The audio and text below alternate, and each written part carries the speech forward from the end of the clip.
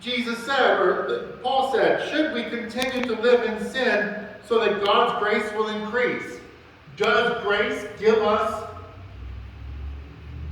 or does grace allow us to live a life of sin?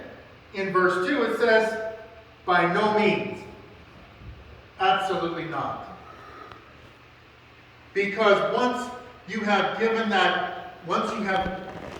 baptized, once you've been reborn, your sinful days and sinful ways are gone. Now, that does not mean that Christians are not prone to sin again.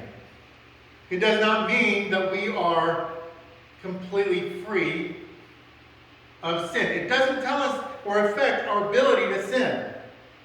What it does is it protects us and gives us the strength to no longer live in sin, but to live in the righteousness of Christ.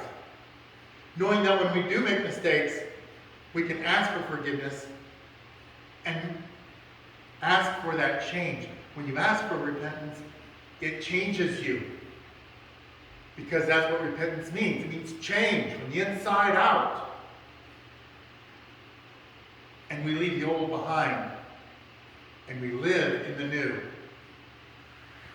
So that when we go to meet Jesus, none of the sin goes with us. God can see us because he doesn't see that sin barrier. Because that sin, and Paul calls it death, because death has to do with the relationship that we have with sin. Death ends relationships. So what Christ does is Christ overcomes the death, overcomes our sin, and renews us and restores us to a new life. And what Paul tries to tell us is that if you intend on being a follower, if you trust Jesus, then you will leave your sin behind and live anew. So my challenge to you is this: leave the old behind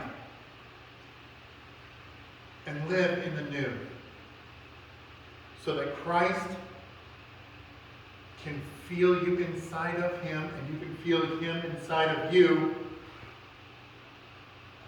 and he can present you before God in freedom and in love. Purity and wickedness is gone. The righteous has engulfed us and has restored us.